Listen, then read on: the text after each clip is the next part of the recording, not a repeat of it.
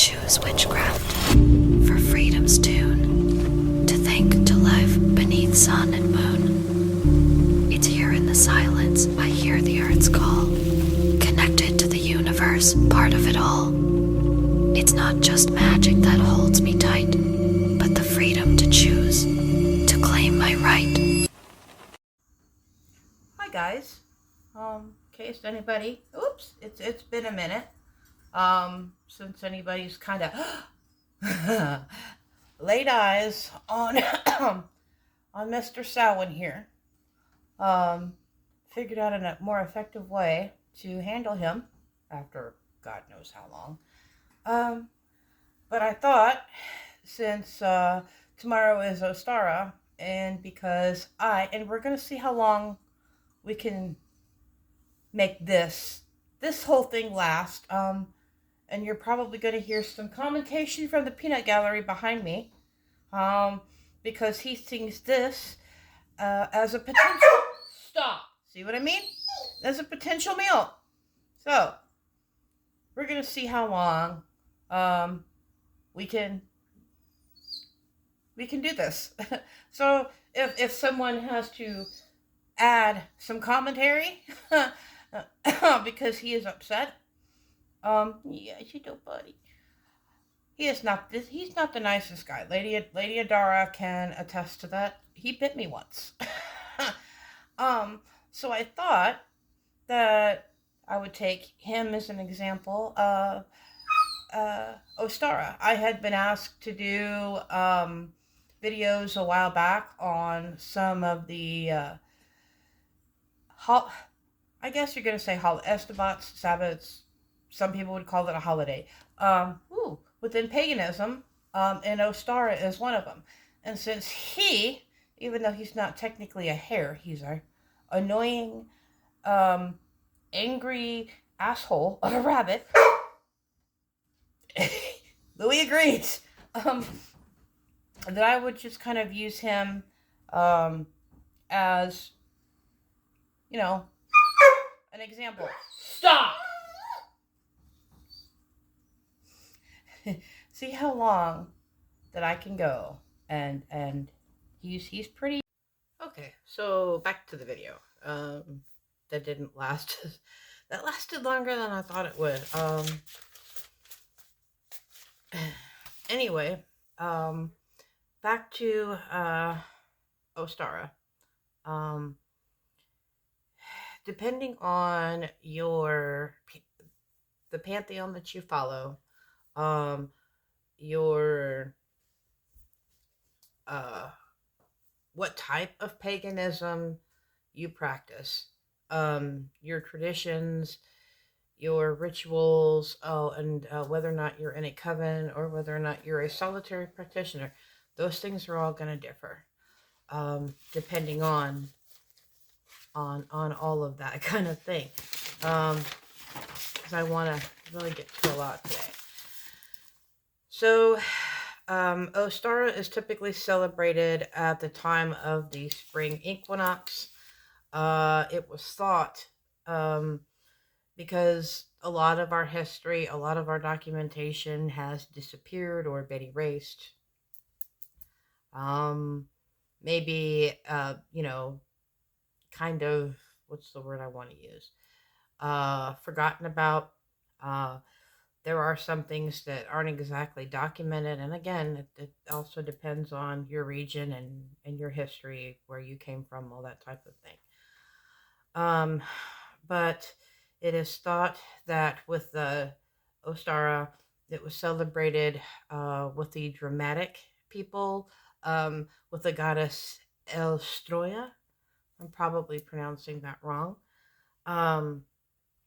I didn't listen to it again before I started the video. Of the Greek pantheon, that would be at the time when Persephone returns to her mother. She was sought after by Hades, and he had her kidnapped and took her to the underworld. And because she ate pomegranate seeds, Zeus cut a deal, and she would be with Hades for 6 months of the year, and on Earth as we know it with her mother for what we would call the light half of the year. So basically, spring and summer. It is believed that because she returns to Hades um, after summer, or begins her ascent back to Hades, that her mother mourns, and that's one of the um, reasons that winter exists. That's what they thought at the time. Um, let's see, it is the time of balance because the days are balanced. Everything is, kind of going back into balance. A lot of the traditions would be balancing eggs, Easter egg hunts, because it is suggested that people are going to disagree. Because a lot of the practices kind of were culturally appropriated when it comes to Easter as we know it. Um, Making Easter baskets of eggs and grass and things. When we talk about spring cleaning, having new things to bring into the home. This is also, again, um, fall and winter are considered the light half of the year, and spring and summer, or the dark half of the year, and spring and summer are considered to be the light half of the year. This is a time of renewal, rebirth. Um, a lot of people will start to, in their traditions, will start planting seeds, not just seeds in the soil, but seeds within their spirit that they want to grow, kind of like New Year's resolutions, I guess you would say. Um, that's the only way I know how to um word it. Some of the animals associated with Ostara would be chickens, ducks, um, snakes, um, hares, or as you saw with rabbits, baby animals. Because this is supposed to be, a time of renewal, rebirth, and change, and kind of letting go of what does not serve you in a way. Um, Drop my pen. Oh well, I got another one to play with while I make this video. Let me see. Let me put this right here. Let me see. Those are some of the um, the animals that are associated with Easter. We tend to have 12-hour days and 12-hour nights, which is um, more the balance and so-called the return of the sun, because our days become longer, and we celebrate that as far as preparing for planting seeds and crops, uh, growing. Um, Again, it, you know, it's gonna depend. Not all witches celebrate Ostara the same way. Some witches or Wiccans will decorate their altars according to seasons. How they celebrate, um, of course, differs. I'm going to be celebrating probably a bit differently since still in storage.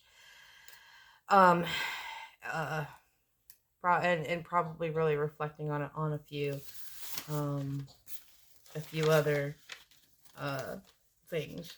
But some of the misconceptions that I wanted to sort of clear up, because this is all about explaining what Ostara is. I'm not going to be one of those that gives you suggestions on how to celebrate Ostara. There's tons and tons of content creators here that can give you ideas and suggestions on how to do that and what you can do. Since technically Ostara is going to be starting in a few hours, because I think it's around 10 o'clock, 10:30 here. So that so I'm gonna do some things. That when it comes to spring cleaning and all that type of all that type of thing. Getting ready for all the things. But that's just kind of like a synopsis of what um, Ostara is. How you celebrate that is according to you. Um, some of the misconceptions that I came across, or were brought across my desk, so to speak, in a few things that were sent to me and that I saw in a lovely little panel that I was on. Um, when you're learning about religion, um, you should be very careful when you're learning about religion. Um, and if you were really learning about religion, anyway, um, I think we need to really work on some misconceptions when it comes to Wicca for the beginners or the newer witches, or people that just happen to come across this video. Wicca was founded in the late 1940s, early 50s by Gerald Gardner. Okay, kids came home and all that loveliness. So, as I was saying, Wicca was practiced, because now I've lost my train of thought. So, sorry if I repeat myself. So, Wicca was started by Gerald Gardner in the late 40s, early 50s. I will agree with Mama Squirrel, the man was brilliant. He had a lot to do with how a lot of practices are implemented today, um, such as our celebrations when it comes to basically uh, our holidays, which there's 8, and they tend to run about every 6 weeks. Uh, we just had Imbolc, and then of course here in a minute it's going to be Ostara, and then we're going to have Beltane in the 1st of May.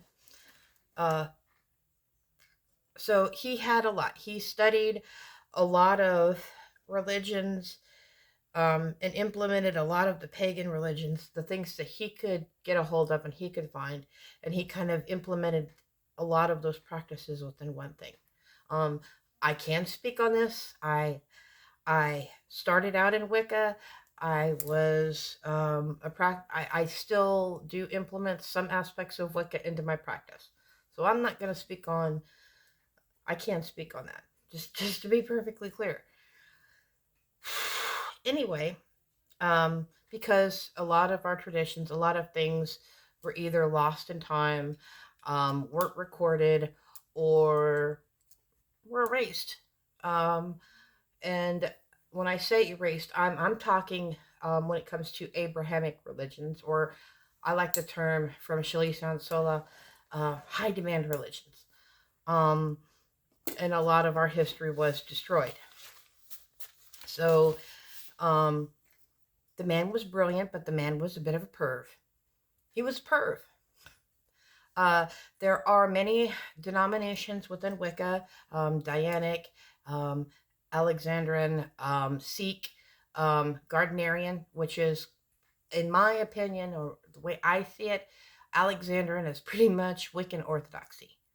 Um, when it comes to things like the Wiccan Rede, the Law of Power, and I'm going to go into Wicca a bit more because I know there were some people that were really interested in Wicca, and in that whole thing. So, I'm going to speak on that further because people, wanted my take on practicing um, uh, practicing Wicca. But again, things like the Wiccan Rede, the Law of Power, and the threefold law, whatever action you take, be it good or bane, will return unto you threefold. Those are specific to Wicca. There are a lot of practitioners that believe in balance and do believe in balance and do believe in the law of three, but it's more generally accepted into the Wiccan practice. So to say that all witches feel that there's this whole thing with the law of, the whole thing with the power of three is bullcrap. It's total bullcrap. Some witches do practice that, but a lot of us don't. I don't subscribe to the threefold law any longer. I'm all about do no harm, but take no shit. I've been known to do some baneful things in my time, but it wasn't to someone who didn't deserve it. So they also have a thing about not practicing anything that will benefit you. Basically, no money spells or anything that's going to bring prosperity into your home. No doing any workings for someone or readings or any of that, and expecting payment or receiving a payment, or doing anything that is going to be you personally gaining from it. Okay, these are things that are within Wicca, and if you're not, basically, if you're there's one thing with facts, and then there's one thing with, well, if you're going to study religion, especially Wicca, you should study from more than one person, not just take one person and get their take on it, because it's different. There's different denominations. Not all denominations of Wicca believe the same thing. I can't remember one of the denominations. Men aren't allowed. Men are not allowed to practice or to be present within that particular tradition. So, and again, this was I've had videos sent to me. I was on a panel and this was said, and other things have come across my desk, so to speak. So, and any someone who is an occultist and studies the occult, even they know this. It's basic. It's really a basic 101. So, if you're not a practicing Wiccan and you need to, or anything, you need to learn from more than one person, because anyway, one more real quick thing that I did want to add is snakes being one of the animals, along with flowers and such, when it comes to Ostara, because snakes shed their skin, which is, again, when it comes to the, he's mad. You know what I said? Asshole rabbit. And that's a part of the renewal process, shedding the old and starting over, starting anew. And one thing that a lot of people kind of, another misconception is, when it comes to Easter and snakes, it has to do with St. Patrick's Day.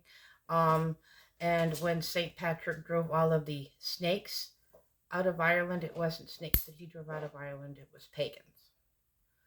So, again, we have another misconception that needed to be corrected. So, got other videos I got to get done. So, again, guys, peace, love, and light. Blessed be. And I'll see you on the next video.